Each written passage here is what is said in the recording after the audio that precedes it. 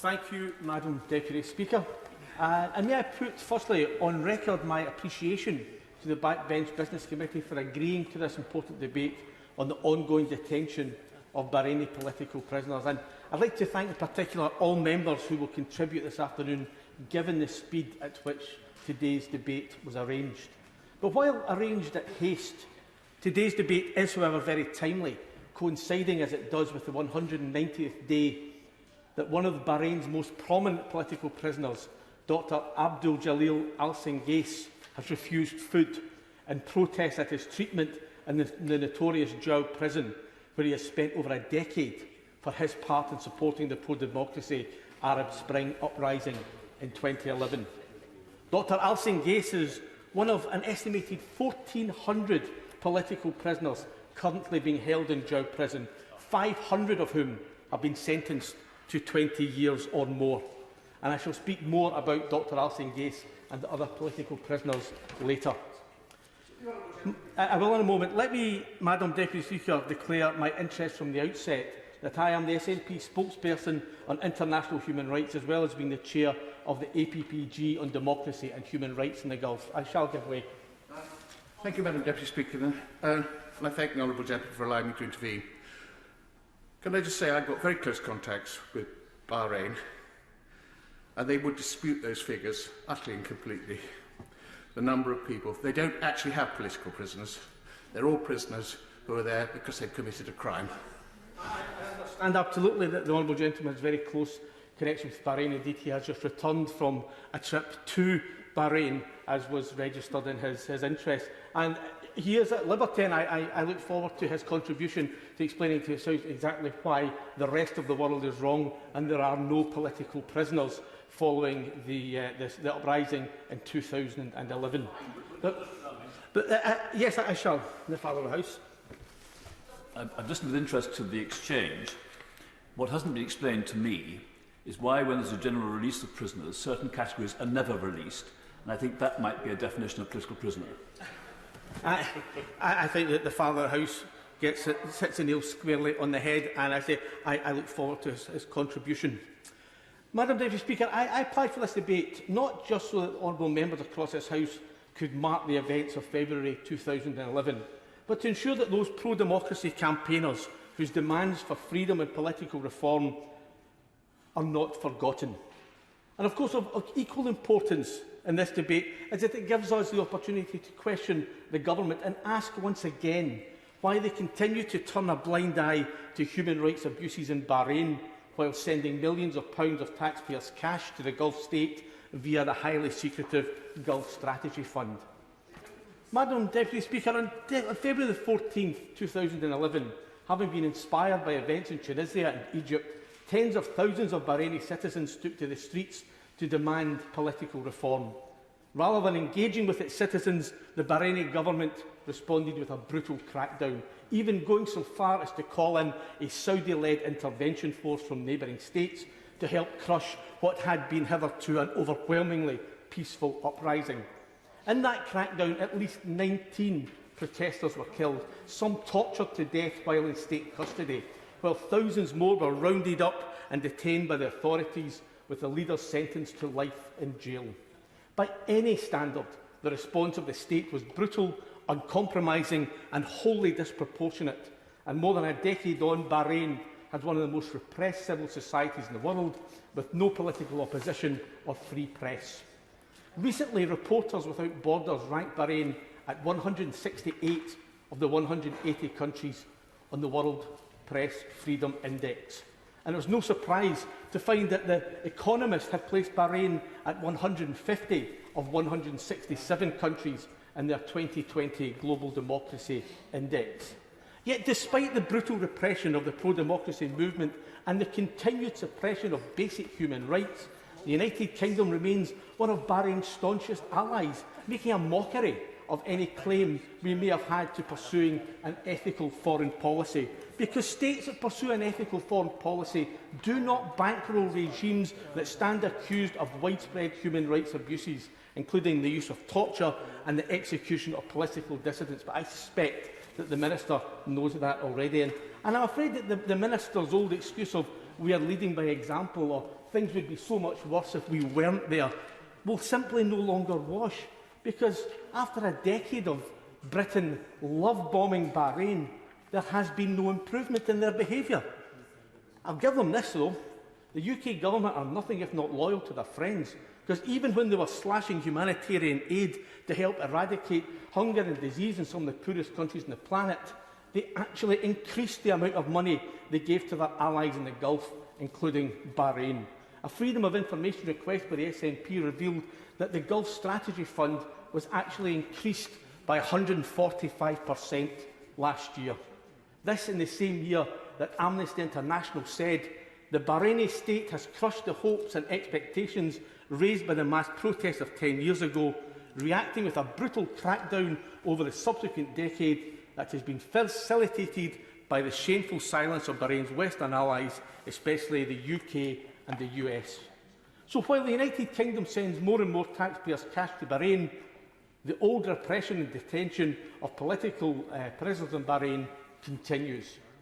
Arguably, the most urgent of these cases is that of Dr. Alcin Gace, the 59-year-old academic and human rights activist who was initially detained in 2010, having returned from a conference speaking in the House of Lords. He was subsequently released, but was re-arrested in 2011 in the aftermath of the popular uprising. Following his detention, Dr. Alcin Gace, a professor of engineering who is disabled and requires either crutches or a wheelchair, was subjected to physical and mental torture as well as sexual abuse at the hands of the Bahraini authorities. He was charged with plotting to overthrow the government and given a life sentence. The verdict was immediately condemned by human rights activists and NGOs, with the New York-based Committee to Protect Journalists condemning the Bahraini government for what it called a stunning disregard for due process and basic human rights. While the French NGO Reporters Without Borders declared that Dr. Alcin Gace's only crime was to freely express opinions contrary to those of the government. He has languished in jail for more than a decade, and in July, exactly 190 days ago, Dr. Alcin Gace went on hunger strike in protest at the Bahraini authorities' confiscation of an academic book he'd been working on for the past 4 years of incarceration. In October last year, 46 parliamentarians signed an open letter to the Foreign Secretary asking her to intervene on behalf of Dr. Alcin Gace and his family, but I'm sorry to say nothing has been done and the government has remained largely silent. Of course, Madam Deputy Speaker, there are many more political prisoners being held in Bahrain's jails simply for voicing or organising their opposition to the regime. Another case worthy of highlighting is that of 74 Hassan Mushaima, the former leader of Bahrain's opposition, who's also serving a life sentence, having been jailed in the aftermath of the pro-democracy uprising in 2011. He too has been subject to torture and now suffers from medical complications resulting from it. Just before Christmas, I met with his son, Ali, who is working tirelessly to secure his father's unconditional release. In December, Ali held his own hunger strike outside the Bahraini embassy here in London for 23 days, demanding the release of all political prisoners, including his father. And I know how grateful Ali was for the support shown by members of this House, particularly those who visited him in the freezing cold days in December. And it was meeting with Ali on the steps of the Bahraini embassy that was in many ways the catalyst for today's debate, that I promised him that I would seek to raise the case of his father on the floor of this House if he agreed to give up his hunger strike before he caused irreparable damage to himself. And I am hugely grateful to those who have helped me keep that promise to Ali and his family, and I wish him well as he recovers from his ordeal. But while I highlight the situation facing Hassan Mushaima and Dr. Alcin Gace, there are others whose predicament is even worse. That's those prisoners on death row who have exhausted all legal remedies available to them and are now at imminent risk of execution. The executions are only pending ratification by the King, and painful experience tells us they could be carried out any day with little or no warning given to the families. And of the 26 people awaiting execution in Bahrain, no fewer than 12 have been convicted of political charges. And a recent report by the Bahrain Institute for Rights and Democracy and Reprieve found that executions in Bahrain have increased by a factor of 10 since the UK began its financial assistance through the Integrated Activity Fund in 2017. Madam Deputy Speaker, just this morning, Human Rights Watch published their annual report, and one look at the section in Bahrain shows that things are not getting any better, and that the UK's attempts of gentle persuasion have failed miserably. But can we expect the government to change tack? Of course, we all understand that much of this is wrapped up in the UK still wanting to appear an important player on the world stage, coupled to a desperate attempt to secure a trade deal with the countries that make up the Gulf Cooperation Council, something, anything, that will offset the damage done to the UK economy by Brexit.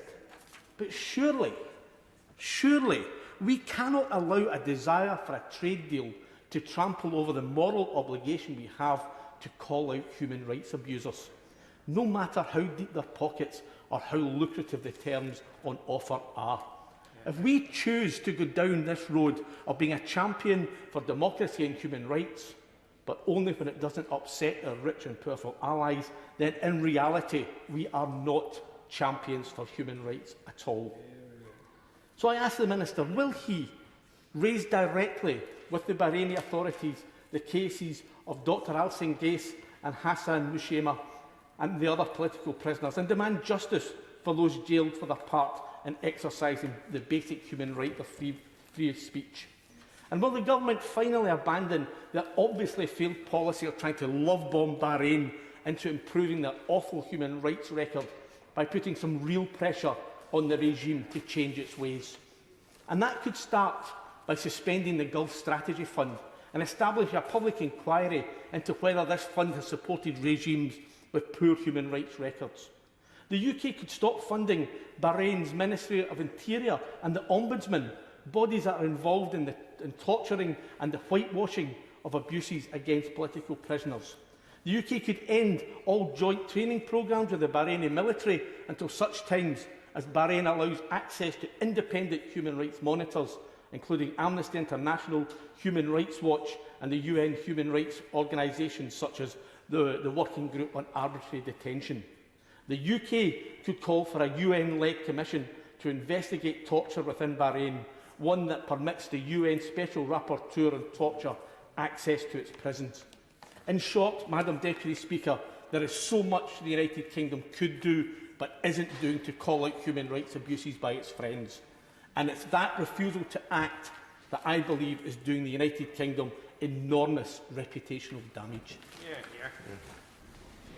Thank you. Sir Peter Bottomley.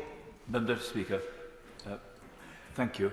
I ought to just add that the reason I stood late in the transport questions was I didn't want to come in early. One of the roles of the Father of the House is often one does catch the Speaker or Deputy Speaker's eye, but there are occasions when I think it's more appropriate not to come in early, and that was one of them. On this, when I first became elected to House of Commons, I became a foot soldier for the Women's Campaign for Soviet Jewry, and I was allocated a young man who couldn't leave the USSR. Several years later, he could. I'm not saying that my efforts were dominant in that decision, but it's only when people start making individual initiatives, protests sometimes, that people pay attention. And to those who are listening in Bahrain, there are a number of things one can say about Bahrain which are in their favour. It's probably the only Arab country where a senior minister was sacked because of a human rights abuse. It was some time ago. It's also true that in 2006, the human rights organisations said that Bahrain was making significant progress. No human rights organisation has said the same thing since then. And in the last 5 years, things have got significantly worse. My honourable friend will be able to talk about his views about whether there are political prisoners or not.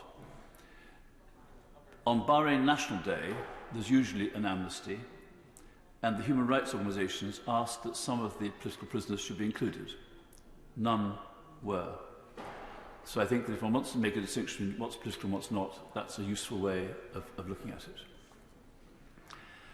One of the things to be said against Bahrain is the use of torture.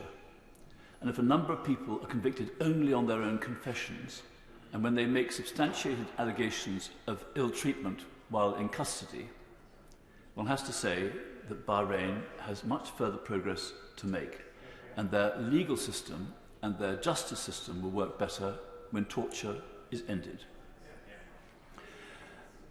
I'm not going to go through a lot of detail, in part because the suddenness of this debate, and I'm grateful to the Backbench Business Committee to make it possible, is that I have 2 other meetings between 2 and 3:30 on fire safety in residential leaseholds, so I have a responsibility to try to fulfil that. So I will leave to others to make some of the detailed points on individuals.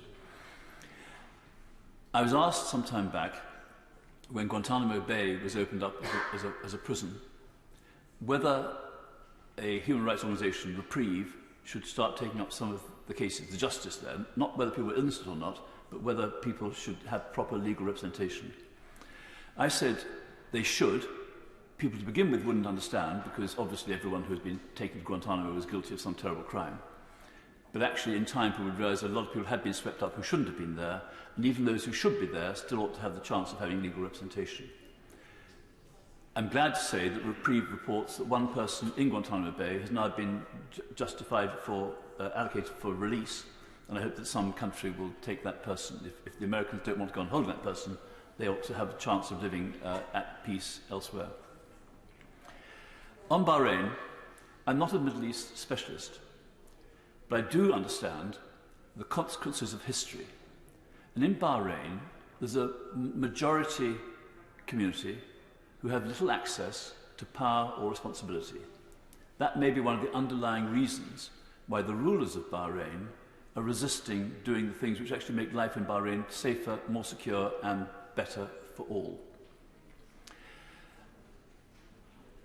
I do commend to people the Wikipedia article on human rights in Bahrain. I think it'd be useful to those who want to take an interest in this subject. And I do want to say, as I conclude, to the Bahrainis, you're not the worst country in the world, but it wouldn't take many steps for you to become one of the best countries in the world. Please do. Thank you. Jeremy Corbyn. Thank you very much, Madam Deputy Speaker. And first of all, I want to put on record my thanks to the member for Argyll and Bute for achieving this debate today and for his work in visiting the hunger strike outside the Bahrain embassy and his support for Hassan Mutema and his plight in prison in Bahrain. I also went along to support that, and as a result I received a letter from the Bahrain embassy, which was a quite substantial letter I received on the 24th of December, and I quote one line from it. It said, "No person is or can be prosecuted for such activities," this is freedom of expression and other issues, "and no person is arrested or in custody in Bahrain in connection with peaceful political activity." Well, since the Bahrain government clearly has made that statement, they've got to live up to that statement. And that means they've got to be prepared to answer the questions about that that wish to be put by various UN and other human rights bodies. They cannot simply make such a bold statement and then not be able to substantiate it. And indeed, the speeches that have already been made indicate that human rights in Bahrain is in an appalling situation, and indeed it's not new. The first time I ever met people who were human rights activists from Bahrain was in 1986 at a United Nations conference I was attending in Copenhagen at that time, and they talked to me about the situation that they were facing. And so I hope that today our government, the British government, will be able to say that we do put human rights, democracy, and the right of freedom of speech and all the things that are enshrined in the Universal Declaration first, before we start military exercises, military training, and providing financial support to that particular regime. The UNHRC registered its very deep concern that between the 17th of April and the 5th of May, only last year, there were reports of 64 cases of torture in prison in Bahrain, that there has been a denial of access of human rights monitors and human rights organisations to Bahrain. That is a very consistent pattern for a very long time. And there is also significant concerns, which hasn't been mentioned so far, about the rights and living standards of the very large number of migrant workers that live and work in Bahrain and keep the economy going. And international visitors have often drawn attention to the living standards and conditions of migrant workers, as they have in other Gulf states, and I think that we should be on the side of those migrant workers that, after all, do keep the economy going. And I think it's to the credit of Lewis Hamilton and others that used their substantial media presence to highlight human rights abuses in Bahrain when they were there for the Formula One race. The best response of Formula One would be to say they're refusing to go to countries where there are significant human rights abuses, rather than expecting drivers individually to make those kind of statements. There is also the concept of mass trials that go on in Bahrain. 167 sentenced in one day in 2019, and 26 are on death row. And as the Father of the House just pointed out in his speech, many of those people that are put on trial often have confessed under torture, under duress pressure, to crimes they did not commit, or in some cases could not have committed, something that would be illegal in this country, illegal anywhere in Europe through the European Convention on Human Rights. And so there has to be a universal acceptance that whatever crime you're accused of, you have a right to legal representation and a legal presence during your investigation. It's not a very big ask to put at all. My friend, the member for Leeds East, who's had to leave to go to another debate in Westminster Hall, particularly asked me to raise the case of Ali Al-Majid, who is serving a 10-year sentence in Jau prison for organising pro-democracy protests. And he was subject to severe torture following his arrest in 2013, leaving him with life-changing injuries. And also there was a 75-day hunger strike in prison to support him and others. And so I would hope that if the Bahrain government and embassy are listening and watching this debate, as I'm sure they will bear in mind what I said in quoting from their letter at the start of my remarks. I want an answer on his case, as we do on all the other cases. And I know that time is quite limited and many others wish to speak in this debate, Madam Deputy Speaker, so I'll just conclude with these thoughts. Bahrain is a member of the United Nations. Bahrain is a prosperous place. Bahrain has significant human rights difficulties and problems, not unassociated with the relationship of the royal family and the government of Bahrain with Saudi Arabia, and the oppression of democracy protests that's gone on for a very long time in Bahrain.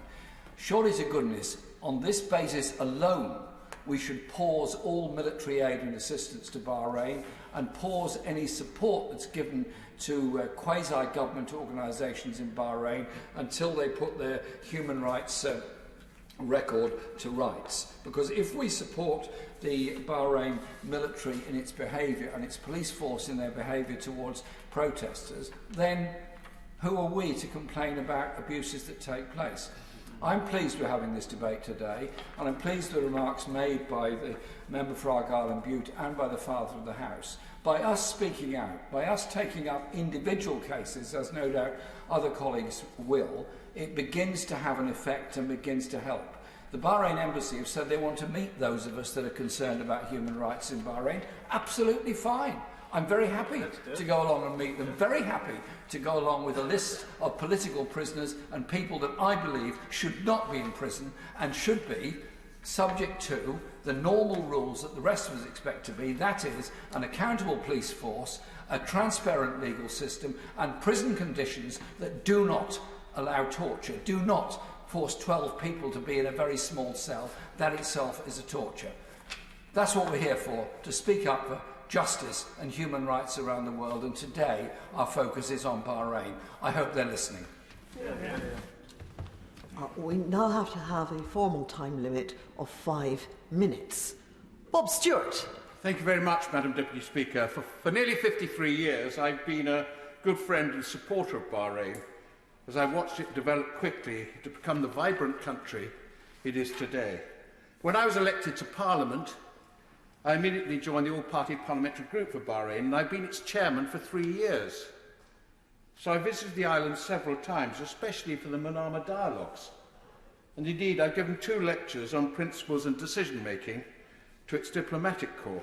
For the record, no money changed hands. Bahrain has freedom of religion. On my last visit to Bahrain in November, I visited a synagogue, the only one in the Arabian Gulf, by the way.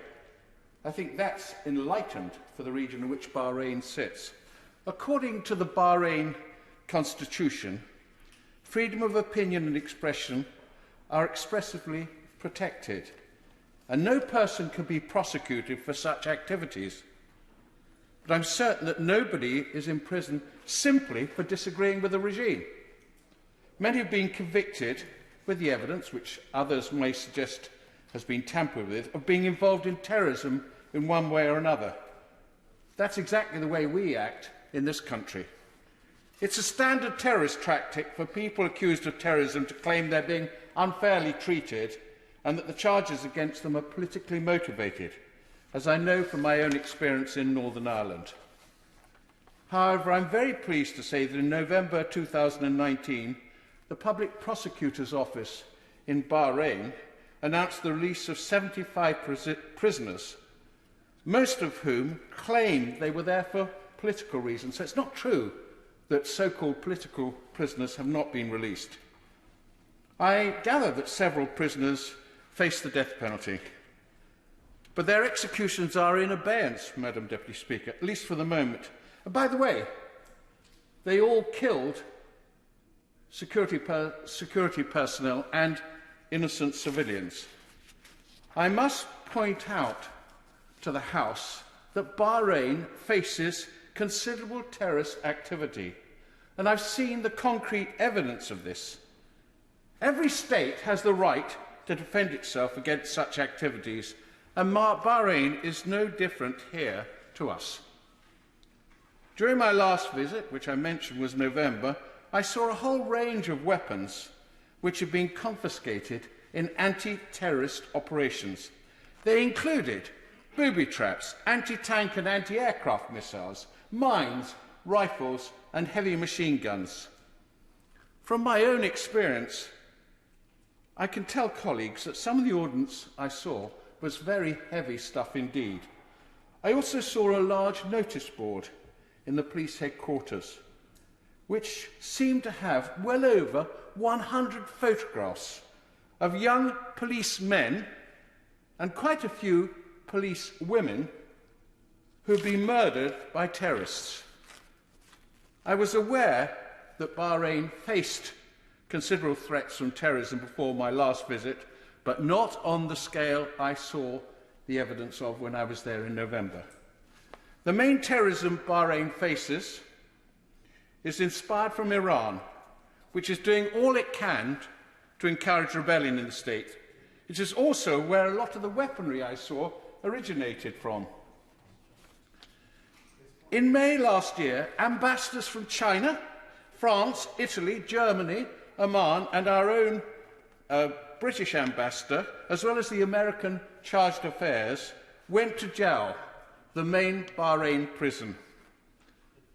Following that, our own highly experienced ambassador, Roddy Drummond, tweeted as follows: I was pleased to visit Jail Prison on the 3rd of May with other ambassadors. We were shown a very well-run facility with good medical provision and measures against COVID, with vaccinations offered to all prisoners. I welcome this initiative by the authorities to be more transparent. May I end by saying that I believe Bahrain is often unfairly portrayed by many. They often fail to mention this considerable terrorist threat and the many security personnel that have been murdered. True, there have been mistakes. True, they're not there, totally. But if Bahrain has a human rights problem, may I point out there are several in the neighbourhood with far worse such records. Yeah, they're not pilloried in the same way as Bahrain. The island lives in a volatile neighbourhood, and it's trying its very best with decency to look after its people, all of them. Thank you, Madam Deputy Speaker. Alistair Carmichael. Thank you very much, Madam Deputy Speaker. I congratulate the Honourable Member for Argyll Butte on securing the time for this debate, and thank the Backbench Business Committee for allowing it. I remind the House of my register in the members, the entry in the register of members' interest, namely that I'm a director of the board of the Council for Arab-British Understanding, and I'm an officer of a number of the all-party groups relative to the Gulf, including the one chaired by the Honourable Gentleman for Argyll and Butte. I thank the Honourable gallant gentleman who has just contributed to the debate. I think it illustrates rather well the challenge that we all have and that the government has in an area such as this, which is that of maintaining the appropriate balance.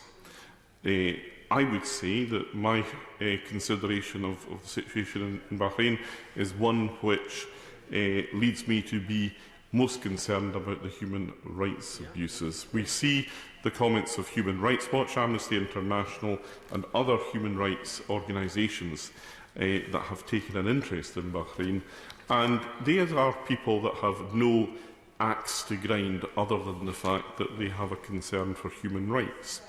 And I would say to the Minister on the Treasury bench that in seeking to strike the balance that we all have to do, I think the government has some way to go to getting that balance right. I understand the importance, the strategic importance to the United Kingdom of Gulf countries and engagement with them. And I understand that we sometimes have to engage with, as it were, a long-handled spoon. But I would suggest that engagement is only worthwhile if we can see progress and if we see a benefit to that, especially in the maintenance of human rights, and that money we spend in relation to a country such as Bahrain really has to show a rather better return than we have seen so far. It concerns me, Madam Deputy Speaker, that last year the Home Secretary met with Bahrain's Minister of the Interior, Sheikh Rashid bin Abdullah Al Khalifa, in the wake of an appallingly violent attack against political prisoners in Jau prison, where inmates were subjected to mass torture and enforced disappearance at the hands of the authority. The meeting also took place following the arrest and abuse of 13 children who were subjected to threats of rape and electric shock. The United Kingdom ambassador to Bahrain, Rory Drummond, also met with Sheikh Rashid just a few weeks ago. Madam Deputy Speaker, members of the House have heard me speak in a number of occasions about the case for Magnitsky sanctions in relation to several officers of the Chinese Communist Party.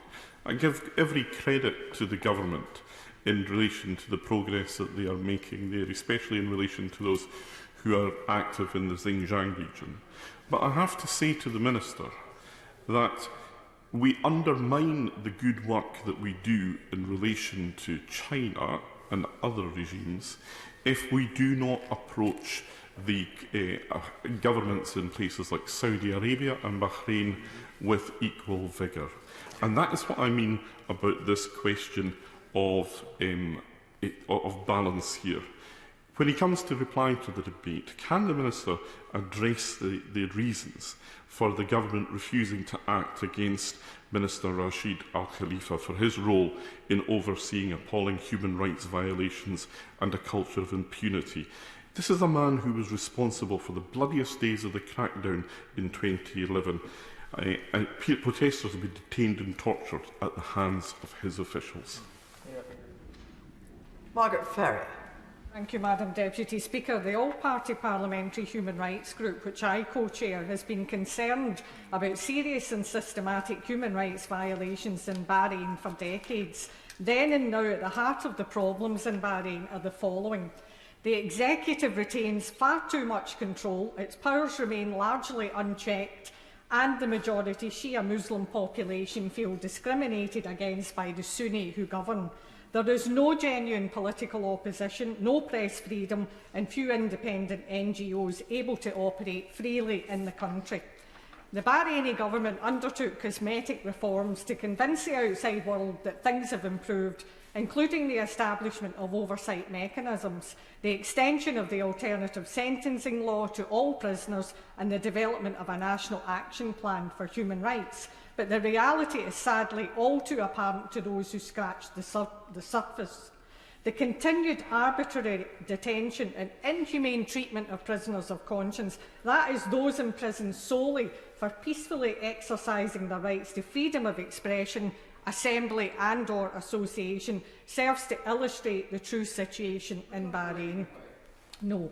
Like many colleagues, I visited Ali Moushema during his hunger strike in front of the Bahraini embassy to highlight the plight of the prisoners of conscience like his father Hassan and Abdul Jalil al-Singasi. I too got the same letter from the embassy. Now, the PHRG has been trying for some years to promote a genuine and substantive political dialogue between the Bahraini authorities and peaceful human rights defenders and opposition activists. Indeed, in 2012, marking the first anniversary of the publication of the Bahrain Independent Commission of Inquiry report, a positive move by the Bahraini King, which still needs to be properly followed through, the then PHRG chair and former member for Keenan Valley, the Right Honourable Anne Cloud, brought together such a group on the parliamentary estate to talk and listen to one another. Sadly, however, this did not result in ongoing engagement. We all want to see a stable and prosperous Bahrain where every citizen can exercise their fundamental rights without fear of persecution, prosecution or detention. This will not happen until the Bahraini authorities engage in good faith with peaceful human rights and opposition activists. The clearest way to indicate their good faith would be recognising all remaining prisoners of conscience and releasing them unconditionally, followed by initiating national dialogue with a view to establishing a more representative governance structure, one underpinned by the rule of law and respect for human rights. If the UK government is a true friend of Bahrain and the Bahraini people, they could help by persuading the Bahraini government to take stock and embark on such a course of action. UK government should immediately stop parroting the line that abuses should be raised with domestic Bahraini oversight bodies. It has become absolutely increasingly clear that these bodies are limited in their reach and the interests they are able to serve. Additionally, the UK should stop funding the Bahraini government's reform agenda, given there has been so little to show for it so far. UK government officials, including ministers, need to meet with a much wider range of Bahraini interlocutors to hear different perspectives and to help get everyone around the table. The alternative, unsuccessfully attempting to paper over the cracks, will only lead to a situation none of us want: growing discontent and instability, potential violence and even greater repression. So let's take action now while we still can. I hope to meet with the Bahraini authorities and FCDO officials in the coming months and would encourage colleagues to sign EDM 835 on human rights in Bahrain to express our collective concern about the situation and support a true path to reform. James Shannon. Thank you, Madam Deputy Speaker. It's a pleasure to speak in this. And what I acknowledge very much what the gallant member for has referred to in relation to terrorism. None of us are supporting that, but we have to express our concern, Madam Deputy Chair, about the human rights abuses, and I want to do that. So I also want to thank the member for Argyll and Butte for setting the scene so well on this very crucial topic. And as Chair of the APPG and International Freedom of Religion or Belief, I am seriously concerned that religious discrimination remains a serious problem faced by Bahraini civil society and by this nation's many political prisoners. I'm quite happy, just give me one second, and I want to illustrate that, and that's going to be the focus of my debate, so I give way absolutely. Yeah. Mr. Speaker, I understand there are more Shia mosques in Bahrain than Sunni.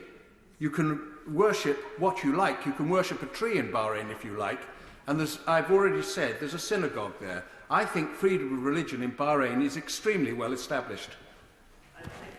For his intervention, I'm very pleased that he's able to say that, but I have to say that while I acknowledge that there's gigantic steps in the right direction, I have to say that I'm going to illustrate now where the problems are, and that's the concern I have. So during Bahrain's just maybe should start off by saying we had a Zoom meeting with the hunger strikers who were illustrating the human rights abuses, and I was very pleased to listen to their concerns and hopefully through this debate express some of my concerns on their behalf. During Bahrain's popular pro-democracy uprising 11 years ago, the regime demolished 38 Shia Muslim mosques, and despite promising that they would rebuild these mosques after over a decade, this is yet to occur. In addition to this, during Muharram last year, a most important time in the Shia Muslim calendar, the Bahraini government used COVID-19 as an excuse to crack down on civil society's freedom of religion and practicing of religious rights. So there are, I'm sorry to say, Madam Chair, there are evidential base of abuse of human rights. And that's what I want to say. I always try to be respectful, Madam Chair, and what I put forward in a way that we can seek change, and that's what I'm trying to do today. During Ashura, Muslims' Day of Holiday, slogans were hung on buildings around Bahrain and Shia majority villages. The government damaged and removed these slogans. Government imposed targeted discriminatory policies on Shia places of worship, a sheer act of coercion. It is appalling that leading figures in Bahrain, including prominent Shia clerics like Sheikh al-Salman and Sheikh al-Habib, continue to be held unjustly behind bars in Bahrain. Most religious leaders are serving life sentences in prisons for their peaceful roles in calling for democracy during the 2011 Arab Spring. They have now been wrongfully deprived of their liberty for over 10 years, which I find utterly appalling. And I have to put that on record in this House. So I call for their release. Some families have had, and we've been told this, have had their Bahrain passports removed, meaning that they have no citizenship due to their families being involved in peaceful protests. So again, these are things that are happening, and that's what we're saying very gently, but we have to put it on record and we have to seek change.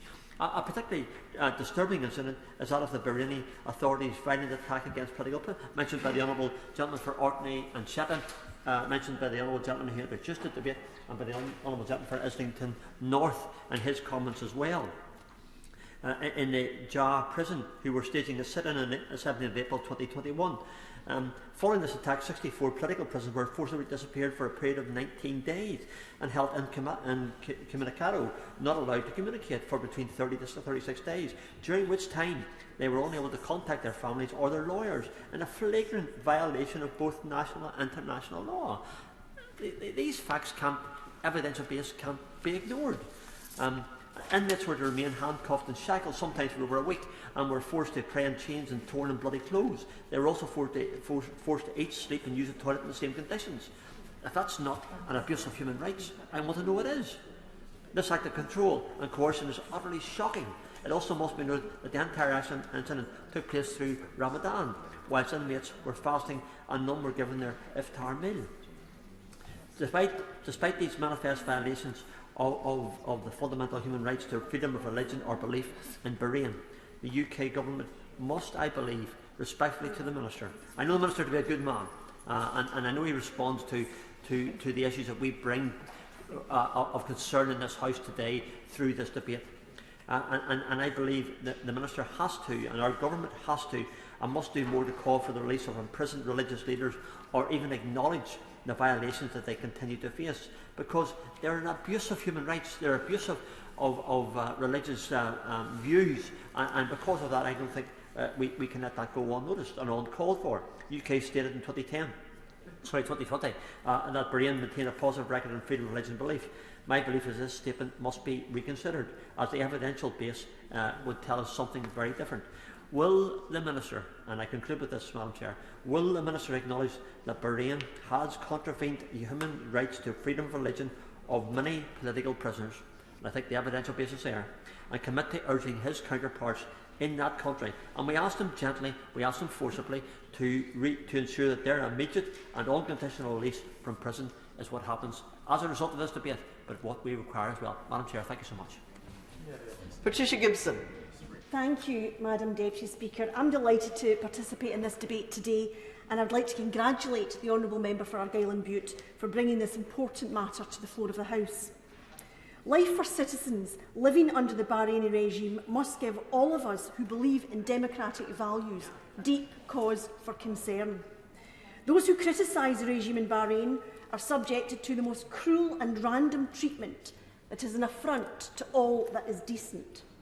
As we've heard today, unfair trials of protesters and critics of the regime, ill treatment of detainees, which is tantamount to torture, the fabrication of evidence against those in custody, minority groups targeted, the use of the death penalty, the suppression of freedom of expression, even reports of rape and electric shock treatments for detainees, some of whom are juveniles.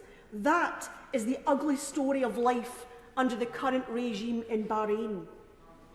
We're all aware of the Aiza town prison, the only female detention facility in Bahrain, where female prisoners have politically motivated human rights violations such as being denied medical care, physical and psychological abuse, threats of sexual violence and religious discrimination, as well as arbitrary detention and collective punishment. No one should be an apologist for that regime, certainly not from the comfort of the Westminster benches. We can also consider the case of Mr Alsan Gassi. Now, we've heard much about Mr Alsan Gassi this afternoon, a 59-year-old academic languishing in prison following his peaceful opposition to Bahraini's dictatorship during the 2011 Arab Spring.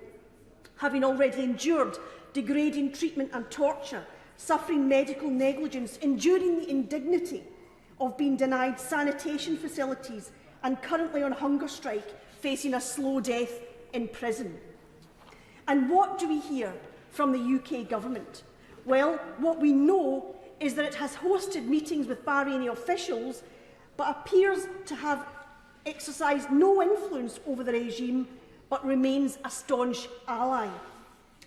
Well, given that the government is an ally of this regime, what does that say about the so-called old-fashioned British values we hear about?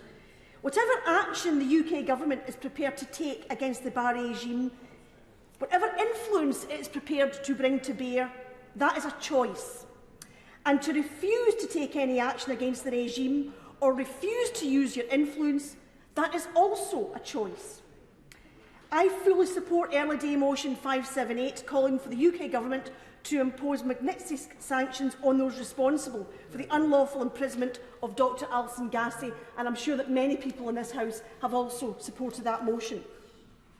But I remember on the 6th of July 2020, the fanfare around the launch of the UK government's global human rights sanctions regime, which meant the Foreign Secretary would have the power to sanction persons implicated in human rights abuses anywhere across the globe. And yet, Bahraini leaders such as General Rashid bin Abdullah Al Khalifa have been hosted by senior members of this government who are and people like him are deeply implicated in the torture of some of their own citizens in Bahrain. And it is even more curious that whilst the UK government was cutting humanitarian aid by billions last year, including for clean water and nutrition, its support for the Gulf Strategy Fund, the former Integrated Activity Fund, increased by 154%. The Integrated Activity Fund has been completely discredited due to its lack of transparency and links to regimes with dubious human rights records, such as Bahrain. So I hope that when he gets to his feet, the Minister can explain how the flagrant human rights abuses perpetrated by the Bahrain regime leaders are impacting on its relationship with the UK. Is it impacting at all? Bahrain leaders are still feted by UK government officials, and money is increasingly finding its way into Bahrain from the UK. So where does that leave the UK's relationship with this barbaric regime? It looks for all the world as though the UK government, for all its pretensions to be a global supporter of human rights, is content to turn a blind eye to these appalling human rights abuses when it suits.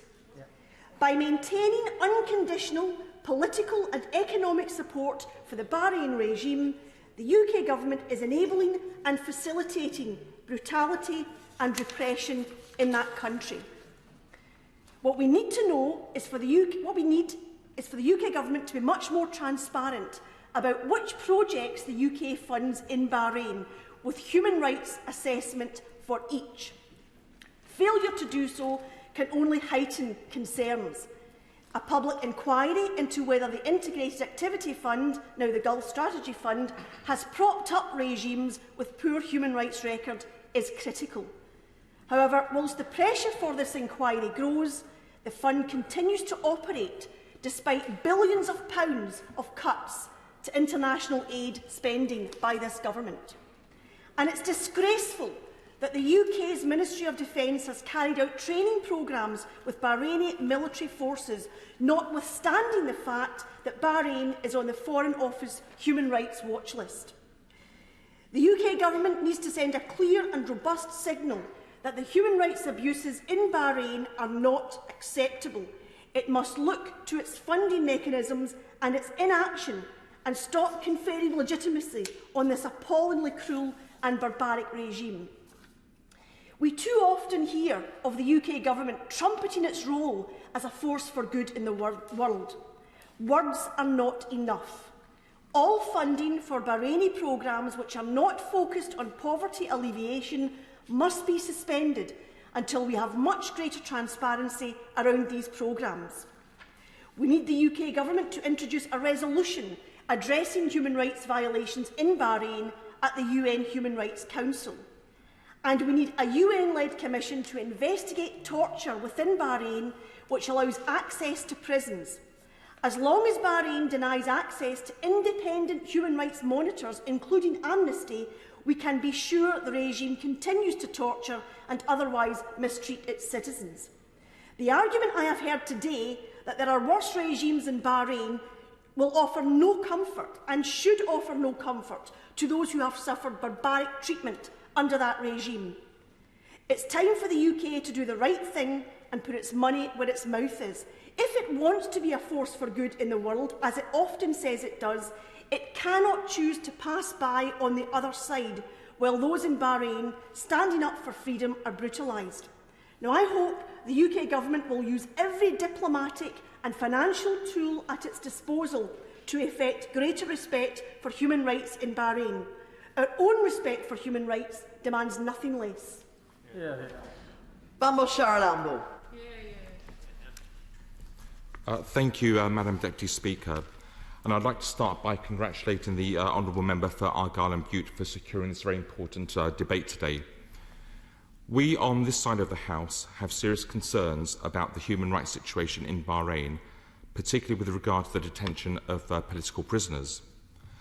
We have even more concerns about the UK government's lack of action with regards to these prisoners. We believe that the role of a friend is to criticise when necessary. A true friend does not stay silent and turn a blind eye when the wrong course of action is being taken. And it's simply wrong that on the eve of a free trade agreement between us and Bahrain, the UK ministers remain deafeningly silent on the issue of human rights and the ongoing detention of political prisoners. Labour have regularly called on the UK government ministers to use our country's close relationship with Bahrain to publicly press for human rights reform. And we've also called on the UK government to do all it can to press for the immediate release of political prisoners in Bahrain who are still detained for standing up for democracy. And members have mentioned a number of such prisoners during the course of this debate, including Dr. Abdul al-Singasi and Hassan Mushaimi. And today we've heard in this debate many examples of how torture and due process violations are endemic in Bahrain. Prison conditions and treatment of political prisoners are notorious and regularly contravene international human rights law. Bahrain has the highest number of political prisoners per capita in the Middle East. There are currently about 1,500 political prisoners in the small kingdom, according to the Bahrain Institute for Rights and Democracy. And it's also well known that there has been a crackdown in Bahrain targeting members of the majority Shia community since authorities crushed the popular uprising during the 2011 Arab Spring. Bahrain has even shunned visit requests by the United Nations Special Rapporteur on Human Rights Defenders in 2012 and 2015, and even more recently to UN Rapporteurs on torture, freedom of expression and freedom of assembly. Yet, despite cross-party calls for the UK to secure the release of Bahraini political prisoners, this has been done by the UK ministers. In fact, the issue has been swept under the carpet. It's now been 10 years since Britain began funding training and other enterprises in Bahrain, and yet torture survivors continue to face execution and political leaders languish behind bars. And even worse than this, Madam Deputy Speaker, it's been argued that the UK government can be seen as complicit in some of the abuse that has occurred because of its willful lack of scrutiny about how UK funds are spent in the region. Madam Deputy Speaker, it is worth looking more closely at the UK government's role in these matters. The Integrated Activity Fund was established by the UK government in 2015 to support the delivery of flexible, cross-cutting and sustained investment to Bahrain and other countries in the Gulf region. Labour has regularly expressed concern that in allocating UK taxpayer money to the Integrated Activity Fund, the UK government has not followed its own human rights due diligence policies. The Integrated Activity Fund was replaced at the end of last year by the Gulf Strategy Fund. A cross-party report by the APPG on democracy and human rights in the Gulf, which was published in July 2021, found that programmes supported by the IAF had been run with absolute minimum levels of accountability, transparency and due diligence, in spite of being repeatedly implicated in human rights violations. The report of the APPG stated that institutions backed by the IAF have whitewashed human rights abuses, placing the UK government at risk of complicity in abuses themselves. According to the government, the GSF in Bahrain backs reforms to deliver long-term security and stability. But the all-party report found that both IAF and GSF fund programmes to bodies in Bahrain that continue to be implicated in serious human rights and international law violations. Madam Deputy Speaker, the report was unequivocal and it was damning, and it recommended that, and I quote, government funding to GCC states through the GSF should be immediately suspended pending an independent inquiry into its implications in human rights and international law violations. And it's important to make absolutely clear, Madam Deputy Speaker, that this report received cross-party endorsement, including that of veteran Conservatives, such as the Father of the House, the Right Honourable Member for Worthing West, and the Prime Minister's Special Envoy for Freedom of Religion or Belief, the Honourable Member for Congleton. This is clearly not a partisan party political matter, and it's clear that standing up for human rights and political prisoners in Bahrain and beyond transcends party politics. It is not a matter of left or right, but a matter of right or wrong. And if we as members of Parliament are not prepared to stand up for what is right on the eve of the free trade deal with Bahrain, then when will we be? It is clear that many members from across the House believe in the sanctity of human rights and are concerned about political prisoners in Bahrain. They believe, like me, that dialogue with Bahrain and others must remain open, but must not ever shy away from difficult subjects. And it's therefore deeply disappointing that the government apparently do not share this conviction of sense of right and wrong. And that is why we're calling for ministers to now take action on this issue. We believe that the UK government should publicly condemn the detention and mistreatment of all Bahraini political prisoners and use all available... I'll give way. Thank you, Madam Deputy Speaker. I thank the Honourable Gentleman for allowing me to intervene on him. I would like to point out that there is not, to the best of my knowledge, and I've looked at it and visited the country several times, to the best of my knowledge, there is not a prisoner in a Bahrain prison that has not carried out an offence, and it's much more than speaking up against the regime. It's like being a member of a terrorist organisation or actually propagating terrorism. Thank you, Madam Deputy Speakers. I beg to disagree with the Right Honourable Gentleman. There are many organisations who dispute those that situation, and I think that the number of people that have spoken out against that would beg to differ with him as well. I'll give way. Thank my friend for giving way, isn't one of the main concerns that has been expressed that people are convicted in Bahrain who've had no access to independent legal representation or legal accompaniment and claim to have been subject to torture before they confessed to crimes and therefore imprisoned after that? As I point out in my speech, that would be totally illegal within the concepts of international law anywhere else in the world. My right honourable friend is absolutely right. I've also heard those allegations about the lack of advice prior to conviction that has occurred. Madam Speaker, I'll make progress because I know time is of the essence. The UK Government must also publicly condemn the death sentences to torture victims in Bahrain and urgently use all available leverage to push for Bahrain to quash death sentences. The UK Government should also enable an independent inquiry into the implications of its programmes, such as the GSF and human rights violations, particularly in Bahrain. The UK Government should also call for a political reform process in Bahrain which promotes democracy and includes the release of imprisoned civil society leaders. To conclude, Madam Deputy Speaker, Bahrain remains important to the UK politically, diplomatically and militarily, and we hope that this is a mutual relationship. As with all mutual relationships, we expect the UK Government to call out human rights abuses and stand up for what is right. We've heard much from the Government in the past about engagement on these issues, but where is the evidence of this engagement? The Government needs to walk the walk on this. The time for just talking the talk is over. Minister James Cleverly. Thank you, Madam Deputy Speaker, and I'm grateful to the honourable member for Argyll and Bute for securing this debate. It gives me the opportunity to put on record an alternative and I suspect more balanced viewpoint to the one that he put forward, but nevertheless this does give us all an opportunity to discuss what is indeed an important issue. And I also put on record my gratitude to the other members of the House who have spoken in this debate. I will try and address some of the points they made, but time prevents me from addressing all of them. As has been said by members on both sides of the House, the UK and Bahrain are indeed allies and partners. We work closely on defence, on security, yes, of course, on trade, but also on regional security issues.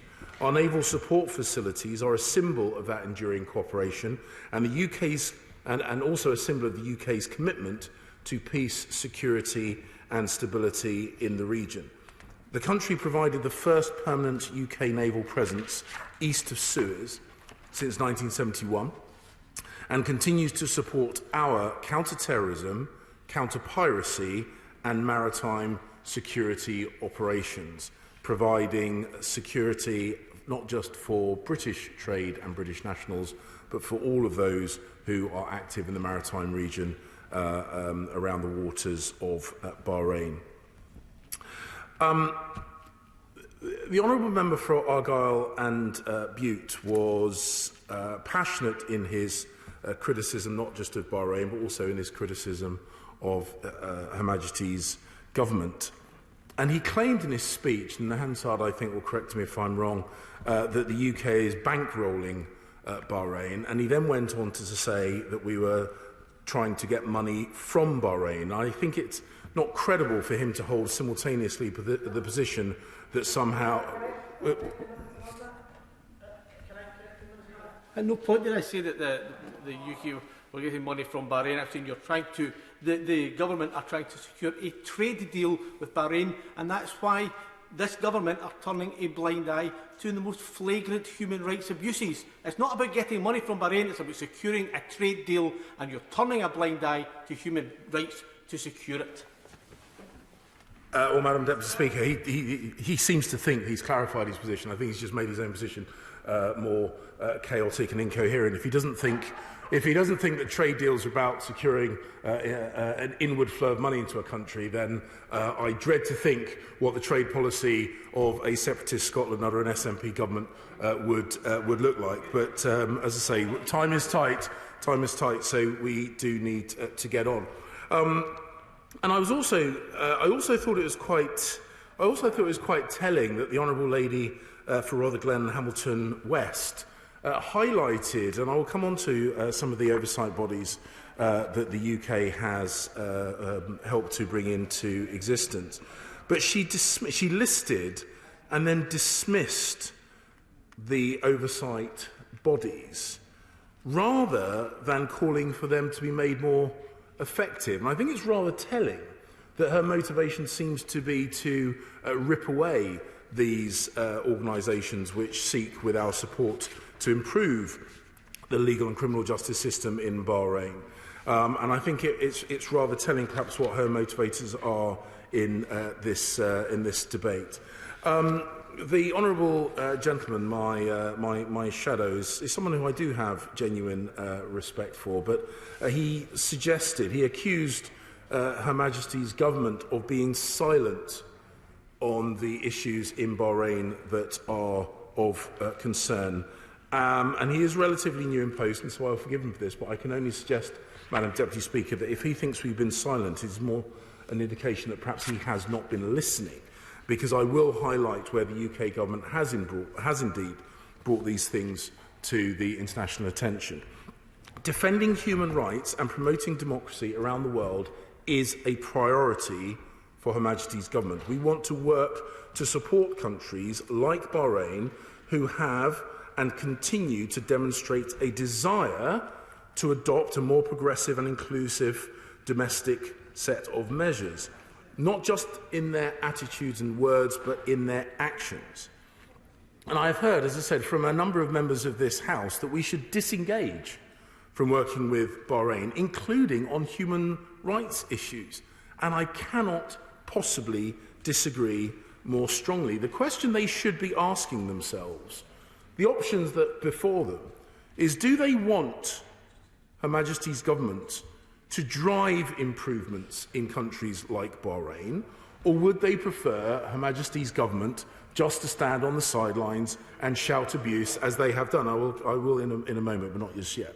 If it is the former, then the question we should be asking ourselves is how best we influence change. And we are better able to influence change through engagement and dialogue and cooperation. And it is patently in the UK's national interest to help countries like Bahrain benefit from our experience and expertise as they move on their journey towards essential reform. And I will give way to the honourable member for Orkney-in-Shire.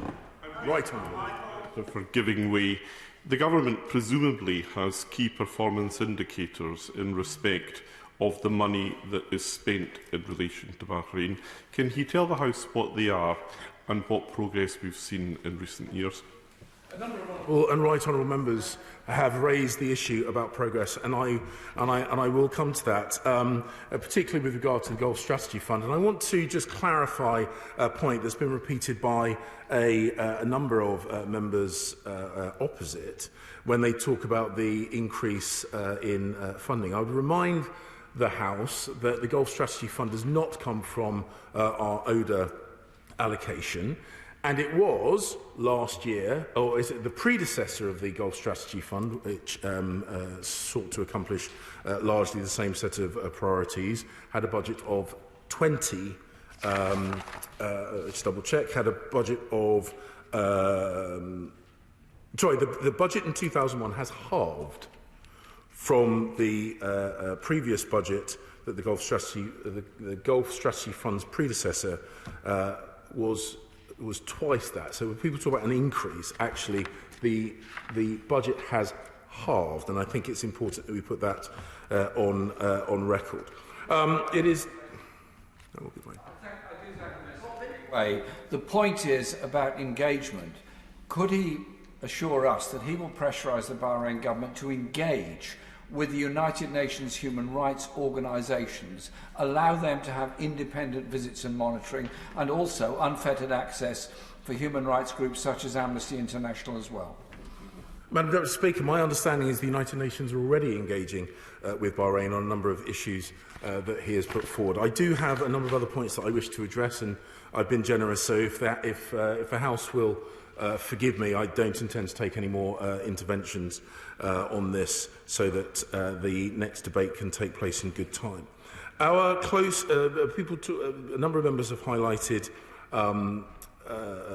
performance indicators and demonstrations of approvals of our involvement. Our close relationship with the Bahraini government and civil society, including NGOs, gives the UK a privileged position to positively influence developments on human rights. For example, we drew on 100 years of probation experience, and we are using this to encourage and support Bahraini-led judicial reform. And we welcome the steps taken by the government of Bahrain in reforming their judicial process, including the introduction of alternative sentencing legislation. And I know that a number of people in incarceration have been offered alternatives to incarceration. To date, over 3,600 individuals have had potential prison time replaced by alternative sentences, and further cases remain under consideration by the judiciary. Our work has supported the effective establishment of independent oversight bodies, the ones which the Honourable Lady would seek to destroy. These include a National Institute for Human Rights, the Ministry of Interior Ombudsman, the Special Investigations Unit, and a Prisoner and Detainees Rights Commission. Members highlighted examples of completely inappropriate behaviour by Bahraini officials. And I would remind the House that over 90 security personnel have been prosecuted or face disciplinary action because of investigations carried out by human rights oversight bodies that the UK government supports. And we believe that Bahrain is undertaking important and effective steps to address allegations of torture and mistreatment in detention. We strongly welcome the initiative that Bahrain has taken to develop an inaugural human rights plan. They are taking an inclusive approach, welcoming contributions from ourselves, welcoming contributions from the United Nations, which the Right Honourable Gentleman for Islington North was so passionate about earlier. And we look forward to the publication and implementation of the plan, which we expect will deliver further reforms in Bahrain.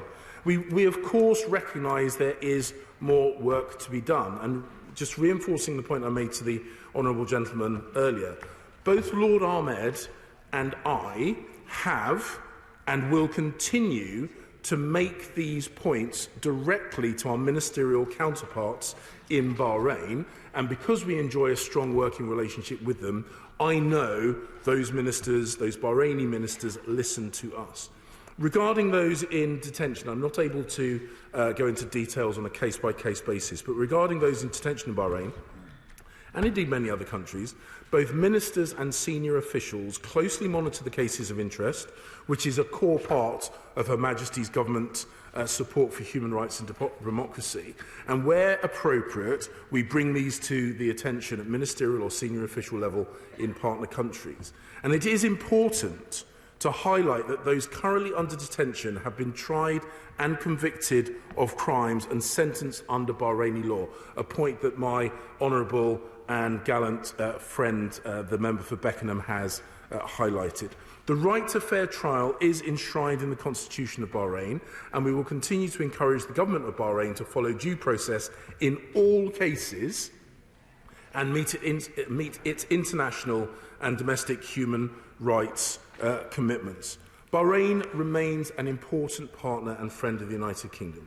We commend the progress that it has made on human rights and the ambition for further development of political, social, economic and governmental institution. My right honourable friend, outrageous. My honourable friend from Worthing West, the father of the House, said, I think, something typically wise, that it would not take much for Bahrain to become one of the best. I think he is right to say that. And we will continue to hold frank and sometimes difficult, but nevertheless constructive discussions with our counterparts in Bahrain, and we will continue to support them through the Gulf Strategy Fund and other diplomatic means to help them become the very best that they can be. Thank you, Member Speaker. Brendan O'Hara. Thank you, Madam Deputy Speaker, and may I put on record my thanks to the members for Worthing West, Islington North, Orkney, Shetland, Rutherglen, Hamilton West, Strangford, North Ayrshire, Enfield, Southgate and Beckenham for their contributions. It is deeply disappointing that in a debate on the detention of Bahraini political prisoners that the Minister not once did he mention the names of Dr Al-Singesi or Hassan Boushayama or any other of the prisoners who have been mentioned in his speech that he's just given. The message that came loud and clear from the Minister that everything that they've done for the last 10 years may have failed, but it's business as usual because human rights abuses is a price worth paying to secure a trade deal with just about anybody.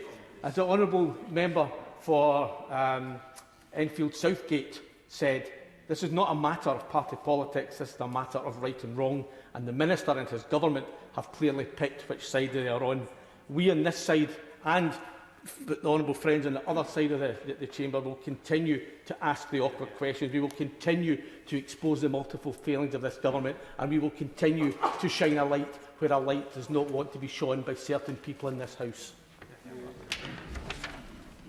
Thank you. The question is, as on the order papers, may that opinion say aye? On the contrary, no. The ayes have it. The ayes have it. Thank you. We will now